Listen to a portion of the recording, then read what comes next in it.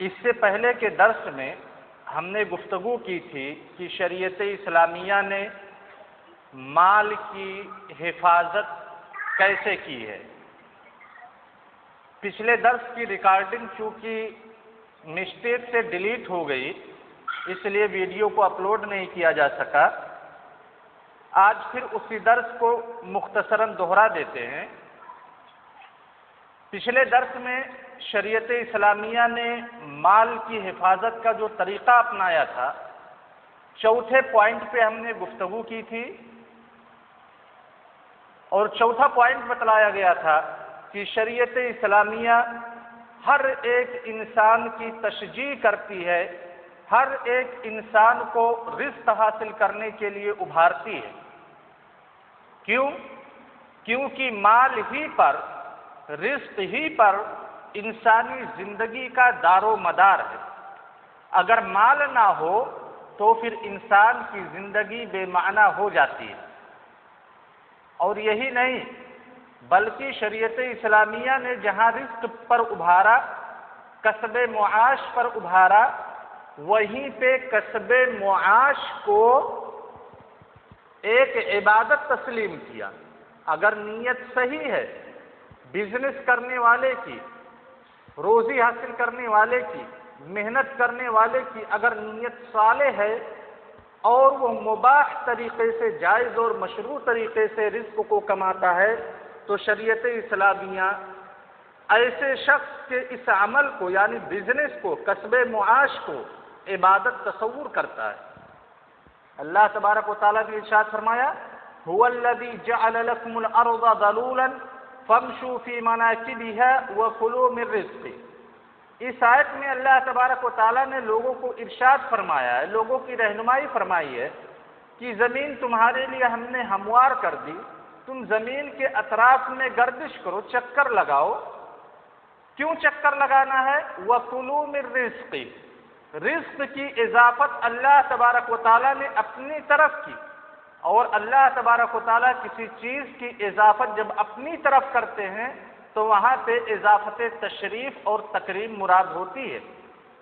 جیسے بیت اللہ، پوری زمین اللہ تبارک و تعالیٰ کی ملکیت ہے، لیکن جب اللہ تبارک و تعالیٰ بیت اللہ، خانہ کعبہ کی نسبت اپنی طرف کرتے ہیں کہ اللہ تبارک و تعالیٰ کا گھر ہے، تو یہ اضافت، یہ نسبت تشریف اور تکریم کے لیے ہوتی ہے۔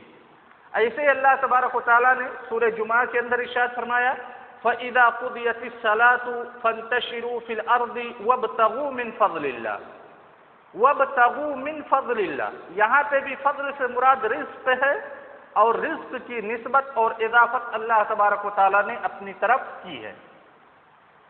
اس کے بعد گفتگو کی گئی تھی کہ اگر ہم مال کما لیتے تو مال کی نمو کے لیے، مال کی اضافے کے لیے، مال کی بڑھوتری کے لیے کچھ چیزیں بہت ہی امپورٹنٹ ہیں جن کی طرف شریعت نے رہنمائی کی ہے۔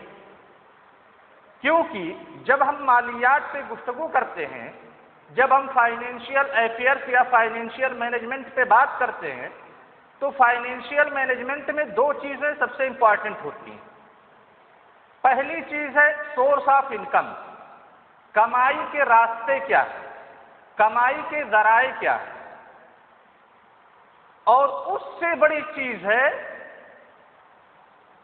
آؤٹ گوئنگ آپ کا، یعنی جس کو صادر بولتے ہیں۔ آپ خرچ کہاں پہ کرتے ہیں؟ آپ نے پیسہ تو کما لیا، لیکن پھر وہ پیسہ آپ کے پاس کیسے باقی رہ سکتا ہے، کیسے مستمر رہ سکتا ہے آپ کے ساتھ؟ شریعت نے اس کے تعلق سے کچھ ہماری رہنمائی فرمائی۔ اس ٹاپک پہ گفتگو کرتے ہوئے سب سے پہلے یہ کہا گیا تھا کہ مال میں تصرف کے وقت شریعت اسلامیہ نے مصلحہ عامہ کو سامنے رکھا ہے۔ مال اگر ہمارا ہے، ہم نے اپنی محنت سے کمایا ہے اس مال کو، 10 روپے ہمارے مال میں، 10 روپے ہمارا ہے، ہماری محنت کی کمائی کا 10 روپیہ بھی ہے، تو شریعت اسلامیہ ہم کو مطلق آزاد نہیں چھوڑتی ہے کہ جیسا ہم چاہیں گے اپنے 10 روپے میں تصرف کریں گے، 10 रुपए में हम तसर्रुफ जब भी करेंगे तो मसलहा आम्मा यानी सोसाइटी, मुआशरा, समाज हमारे सामने होगा। अगर हमारे उस 10 रुपए के खर्च करने से, तसर्रुफ करने से 10 रुपए में मसला आम्मा को नुकसान पहुंचता है, सोसाइटी को नुकसान पहुंचता है, मुआशरा और समाज को नुकसान पहुंचता है, तो हम उस नुकसान से मुआशरा को बचाएंगे। हम अपने उस 10 रुपए को ऐसी जगह पे खर्च नहीं कर सकते जिससे कि मुआशरे का नुकसान। या अगर मुआशरे को जरूरत है आपके पैसे की 10 रुपए की, जिस सोसाइटी में आप रहते हैं उस सोसाइटी को जरूरत है कि आपके पास जो माल इकट्ठा करके रखा हुआ है वो माल सोसाइटी में आए ताकि दूसरे लोगों की जरूरियात और हाजियात की तकमील हो, तो फिर वो उस माल को हम अपने पास डिपॉजिट करके नहीं रख सकते, क्योंकि डिपॉजिट करने से, माल की हिफाजत करने से पूरा मुआशरा, पूरी सोसाइटी और पूरा समाज परेशान हो रहा है।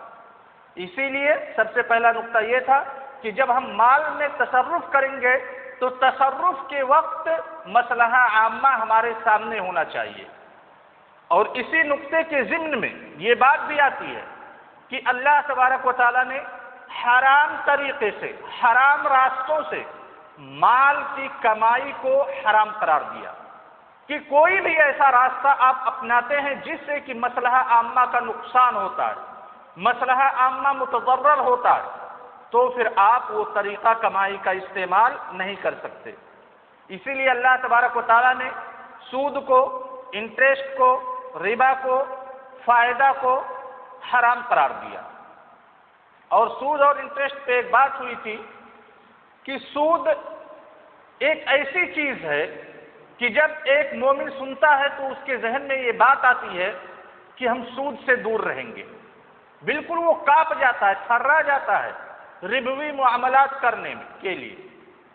इंटरेस्ट के मामलात करने में एक मुसलमान जिसके दिल में जरा बराबर ईमान बाकी है वो थर्रा जाता है, कांप जाता है, क्योंकि सूद ऐसा कबीह गुनाह है, ऐसा कबीह कदम है जिस पर अल्लाह तबारक व तआला ने अलल ऐलान अपने खिलाफ जंग का ऐलान किया।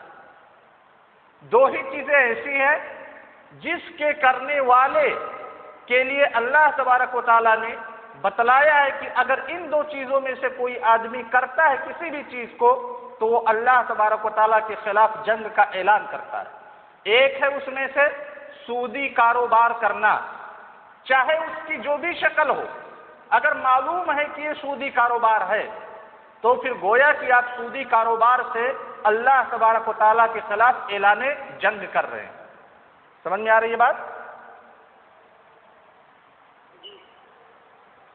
अब्दुल अजीज शमसुल्लाह, समझ रहे हो? इंटरेस्ट या सूद पर कारोबार करने वाले के खिलाफ अल्लाह तबारक व तआला कह रहे हैं कि तुम सूदी कारोबार कर रहे हो, लेकिन ये अल्लाह तबारक व तआला के खिलाफ जंग है। और कौन ऐसा मुसलमान है जो अल्लाह तबारक व तआला के खिलाफ जंग लड़ने को तैयार हो? कोई हो सकता है?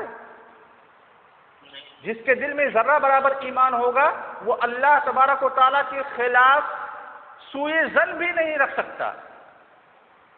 वो तो हमेशा अल्लाह तबारक व तआला की रहमत का मुतलाशी है, तो फिर अल्लाह तबारक व तआला के खिलाफ जंग क्यों करने जाएगा?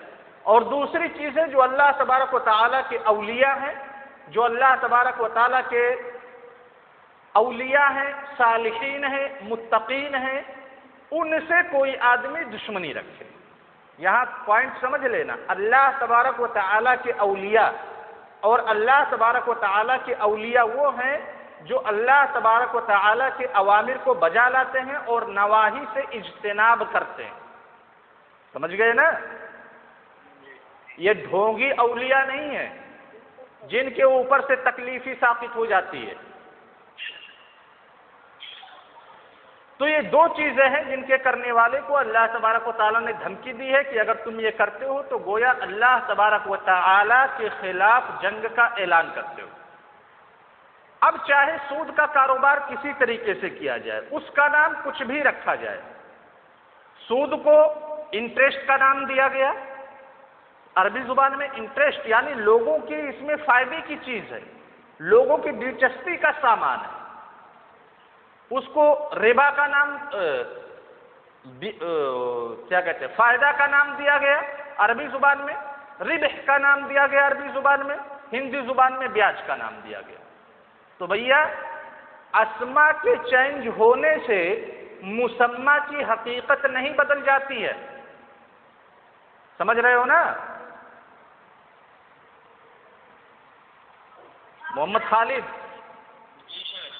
ناموں کے چینج ہونے سے مسمى یعنی ذات کی حقیقت نہیں چینج ہوتی ہے، لہذا سود سود ہے، چاہے اس کو فائدہ کہو، چاہے اس کو ربح کہو، چاہے اس کو انٹرسٹ کہو، چاہے اس کو بیاج کہو۔ ایسے ہی جیسے شراب شراب ہے، ٹھیک ہے، چاہے تم اس کا نام دو انگور کی بیٹی، چاہے اس کو نام دو آب حیات، چاہے اس کو نام دو نائٹ کوئن کا، شراب کی حقیقت اور ماہیت نام دینے سے چینج نہیں ہونے والی۔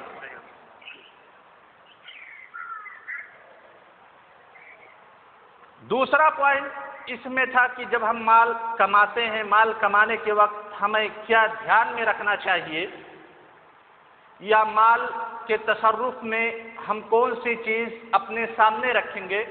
دوسرا پوائنٹ ہے کہ اللہ تبارک و تعالی نے کسی دوسرے کے مال پر بیجا طور پہ تجاوز کرنے سے منع فرمایا، حرام قرار دے دیا کہ آپ کسی دوسرے کی پراپرٹی میں بیجا تصرف، ظلماً عدواناً آپ تصرف نہیں کر سکتے۔ اسی لیے ایک آدمی محنت سے کماتا ہے، بیچارہ مزدوری کرتا ہے، کسی کمپنی میں امپلائی ہے یا کسی کمپنی میں جاب کرتا ہے، کما کر کے لایا، اپنے گھر میں رکھا اپنی ضروریات کے لیے، اور ایک چور دیکھتا ہے، ایک ڈاکو دیکھتا ہے کہ یار اس آدمی کے پاس تو بڑا مال ہے، اپنا کمانے کی کوشش نہیں کرتا، بہت ہی دور رہتا ہے کمائی دھمائی سے، عمل سے، اور رات کے وقت گھسا اس کے گھر میں چوری کر لیا۔ یہ صحیح ہے؟ چوری کر لیا رات میں گھس کے ایک ایسے آدمی کے گھر سے جو آدمی بیچارہ محنت اور مزدوری کر کے کچھ پیسے کو اکٹھا کیا۔ شریعت اسلامیہ یہاں پہ صرف چوری سے منع نہیں کرتی ہے، بلکہ چوری کرنے والے کے اوپر سزائے متعین کرتی ہے۔ کہتے ہیں اللہ تبارک و تعالیٰ وَالسَّارِقُ وَالسَّارِقَةُ فَقْطَعُوا أَيْدِيَهُمَا، کہ چور کرنے والا خواہ وہ مرد ہو یا چور کرنے والی عورت ہو، سزا یہ ہے کہ ان کے ہاتھ کو کاٹ دیا جائے، کیونکہ یہ لوگ پورے اکونومک، پوری جو اقتصادی نظام ہے، اکونومک سسٹم ہے، اس اکونومک سسٹم کو خراب کر رہے ہیں۔ کیونکہ اکونومک سسٹم کا سب سے پہلا اصول یہ ہے کہ آدمی محنت کرے، یہ دوسروں کی محنت پہ ڈاکہ ڈال رہا ہے۔ دوسرا آدمی مہینے بھر محنت کیا ہے، کمائی کیا ہے، اور یہ راتوں رات کروڑ پتی بننے چلا ہے، ارب پتی بننے چلا ہے۔ سمجھ گئے نا؟ تو کسی دوسرے کے مال میں ہم تصرف نہیں کر سکتے، کسی دوسرے کے مال میں تصرف نہیں کر سکتے، چاہے وہ حیلہ لگا کر کے، حیلہ اختیار کر کے اس کے مال کو اپنی ملکیت میں ٹرانسفر کرنا ہو، یا چوری کر کے، یا ڈاکہ زنی کر کے۔ سمجھ گئے بات کو؟ یہ دوسرا پوائنٹ تھا۔ تیسرا پوائنٹ ہے کہ مال ہمارے پاس ہے کمایا ہوا، لیکن اس مال کو ہم غیر مشروع طریقوں پر خرچ نہیں کر سکتے۔ شریعت نے جہاں موارد مالیہ کا تذکرہ کیا ہے، سورس آف انکم کا تذکرہ کیا ہے، اور یہ بتلایا ہے کہ یہ سورس آف انکم آپ کے لیے مباح ہے، یہ سورس آف انکم آپ کے لیے حرام ہے، مکمل تفصیل اس کی بیان کی ہے کہ کون سا طریقہ ہے آپ کے پیسہ کمانے کا جو آپ کے لیے جائز ہے، کون سا طریقہ ایسا ہے جو آپ کے لیے حرام ہے۔ وہیں پہ شریعت نے یہ بھی بتلایا ہے کہ جب آپ سورس آف انکم کے جائز طریقوں کا استعمال کرتے ہیں تو اب آپ آزاد نہیں ہو گئے مطلق طور سے، آپ اپنے پیسے کو کسی بھی محرم جگہ پہ خرچ نہیں کر سکتے، کسی بھی حرام جگہ پہ خرچ نہیں کر سکتے۔ یعنی کمائی کے لیے بھی شریعت نے ضابطہ بنایا ہے اور خرچ کرنے کے لیے بھی ضابطہ بنایا ہے. سمجھ گئے نا؟ شیخ یہاں ایک سوال ہے. جی. شیخ ہم آرام طریقے سے نہیں خرچ کر سکتے ہیں تو صحیح، لیکن اگر کوئی مانگنے آتا ہے اور ہمیں نہیں معلوم کوئی لے جا کر کیا کرے گا، اگر اس کو دے دیں اور لے جا کر آرام کاری کرے تو پھر؟ ایک قاعدہ علماء حدیث نے یا محدثین نے ذکر کیا ہے، الاصل فی المسلم العدالہ، ہے نا؟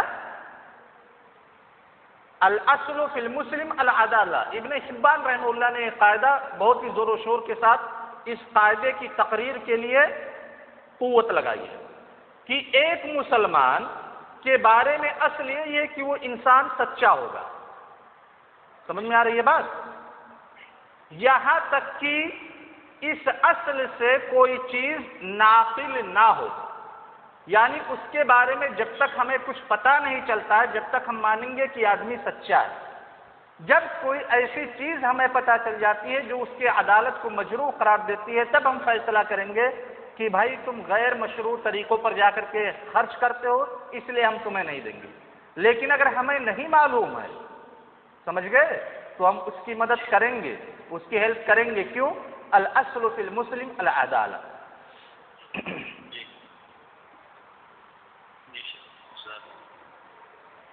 تو اس پوائنٹ پہ گفتگو ہو رہی تھی کہ اللہ تعالیٰ نے غیر مشروع راستوں میں انسان کو مال خرچ کرنے سے منع فرمایا ہے. جو خیر کا راستہ ہے اسی راستے میں خرچ کرنے پر ابھارا ہے. اور یہ نقطہ، یہ پوائنٹ ایک بہت ہی اقتصادی نظام کے قواعد میں سے اہم قاعدہ کے اوپر ڈیپینڈ کرتا ہے. اقتصادی نظام جو اکونومک سسٹم ہے اس کے بہت سارے پرنسپلس ہیں، بہت سارے اصول اور گرامر ہیں. ان اصول اور گرامرس میں سے ایک اصل آگے آ رہا ہے، اس کا تذکرہ. اسی اصل کے اوپر یہ تیسرا پوائنٹ ڈیپینڈ کرتا ہے کہ ہم خیر کے راستے میں خرچ کریں گے اور غیر مشروع راستے میں مال کو خرچ نہیں کریں گے. قاعدہ وہ کیا ہے؟ قاعدہ ہے کہ جو ہمارے پاس مال آیا ہے، اس کی مکمل ڈیٹیل انشاءاللہ ہم ملکیت میں پڑھیں گے، ملکیت کے بحث میں، لیکن مختصراً اشارہ کر دیا جاتا ہے. جو ہمارے پاس مال آیا ہے، جو ہم نے کمایا ہے ایک مہینے محنت کر کے، سال بھر محنت کر کے، دن بھر محنت کر کے، کیا وہ مکمل طور پہ ہمارا مال ہے؟ اللہ تبارک و تعالیٰ کہتے ہیں کہ جو کچھ تمہارے پاس مال ہے، ملکیت ہے، وہ ملکیت اصل میں اللہ تبارک و تعالیٰ کی ملکیت ہے. صرف تم کو نائب بنایا گیا ہے. سمجھ میں آئی بات؟ یعنی جیسے ایک کمپنی ہے، کمپنی کے پاس مثال کے طور پہ اسٹیٹ بینک آف انڈیا، یہ ایک آرگنائزیشن ہے. اسٹیٹ بینک آف انڈیا کے پاس بہت سارے پیسے ہیں پیسے نا. اپنے امپلائی کو، جو بھی کسی برانچ میں ہوتا ہے، اس برانچ کے امپلائیز میں سے بعض کو اسٹیٹ بینک آف انڈیا یہ اختیار دیتی ہے کہ کوئی پیسہ نکالنے آئے گا آپ اس کو پیسہ دے دیجئے گا، کوئی پیسہ جمع کرنے آئے گا آپ اس کا پیسہ جمع کر لیجئے گا. ہوتا ہے کہ نہیں ہوتا ہے؟ ایک ہوتا ہے جمع، ایک ہوتا ہے بھگتان.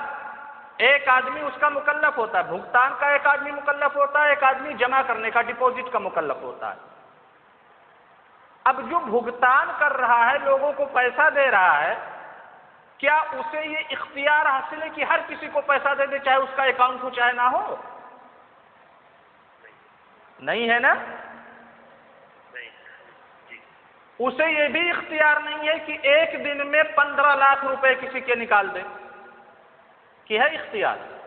جو اسٹیٹ بینک آف انڈیا نے ریگولیشن بنایا ہے، نظام بنایا ہے، اسی نظام کے انڈر میں اسے کام کرنا ہے. سمجھ میں آئی بات؟ ایسے ہی جو ہمارے پاس مال ہے، اس کا اصل مالک اللہ تبارک و تعالی. لہذا اللہ تبارک و تعالیٰ کے بنائے ہوئے ریگولیشن کے مطابق، بنائے ہوئے فارمولے کے مطابق ہمیں اس مال میں تصرف کرنا ہے. سمجھ میں آ گئی بات؟ لہذا جب اللہ تعالیٰ کہتا ہے کہ یہ محرم طریقہ ہے، یہاں پہ مال کو خرچ مت کرو، تو ہم وہاں پہ مال کو خرچ نہیں کر سکتے۔ اللہ تعالیٰ کہتے ہیں کہ یہ خیر کا طریقہ ہے، یہ مشروع طریقہ ہے، یہاں پہ مال کو خرچ کرو، تو ہمارے لیے ضروری ہے کہ ہم اس مال کو مشروع طریقے میں، خیر کے طریقے میں خرچ کریں۔ اللہ تبارک و تعالیٰ ارشاد فرماتے ہیں وَأَنفِقُوا مِمَّا جَعَلَكُم مُّسْتَخْلَفِينَ فِيهِ وَأَنفِقُوا مِمَّا جَعَلَكُم مُّسْتَخْلَفِينَ فِيهِ، دوسری آیت میں وَآتُوهُم مِّن مَّالِ اللَّهِ الَّذِي آتَاكُم، تم لوگ اللہ تبارک و تعالیٰ کے اس مال سے خرچ کرو جو اللہ تبارک و تعالیٰ نے تمہیں دیا ہے۔ اور جب ملکیت کی بحث میں آئیں گے تو انشاءاللہ اس پہ مکمل چرچا ہوگا، مکمل اس پہ بحث ہوگی۔ سمجھ میں آئی بات؟ اب گھنٹی کا وقت ختم ہو رہا ہے، دو پوائنٹ اور ہے اس مبحث میں کہ شریعت اسلامیہ مال کی حفاظت کیسے کرتی ہے تاکہ مال اپنے پاس باقی رہے، اس میں نمو ہو، اس میں اضافہ ہو۔ کل انشاءاللہ 2 پوائنٹ یہ لیں گے اور پھر داخل ہوں گے دوسرے مبحث میں، جس میں بتلایا جائے گا کہ مال کا دوسرا پہلو شریعت کی نظر میں کیا ہے۔ یہ ابھی مال کے پہلے رخ پہ گفتگو ہو رہی تھی، دوسرا رخ ابھی باقی ہے، انشاءاللہ وہ کل کے لیکچر میں تھوڑا سا آئے گا۔ السلام علیکم، کوئی سوال ہے؟